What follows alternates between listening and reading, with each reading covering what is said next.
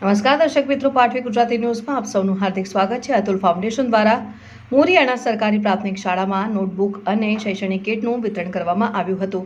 ગરીબ અને જરૂરિયાતમંદ વિદ્યાર્થીઓને શિક્ષણ તરફ પ્રોત્સાહિત કરવાના ઉમદા હેતુ સાથે અતુલ ફાઉન્ડેશન અંકલેશ્વર દ્વારા મોરિયાણા સરકારી પ્રાથમિક શાળામાં નોટબુક અને શૈક્ષણિક કીટ વિતરણનો કાર્યક્રમ યોજવામાં આવ્યો હતો। કાર્યક્રમનો મુખ્ય હેતુ આ સેવાનો મુખ્ય ઉદ્દેશ્ય આર્થિક રીતે નબળા વર્ગના અને જરૂરિયાતમંદ બાળકોને શિક્ષણ મેળવવામાં મદદરૂપ થવાનું છે અને આ પ્રકારના પ્રોત્સાહનથી બાળકો નિયમિત શાળાએ આવે અને તેમનામાં ભણવા પ્રત્યે રસ રુચિ વધે તેવા પ્રયાસો ફાઉન્ડેશન દ્વારા કરવામાં આવ્યા।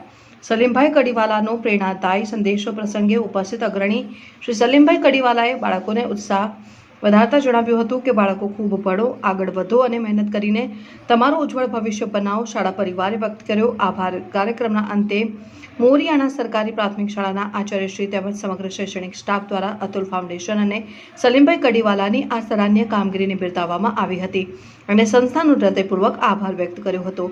પાટવી ગુજરાતી ન્યૂઝ રિપોર્ટર રસીદ ઢેરીવાલા, વડોદરા।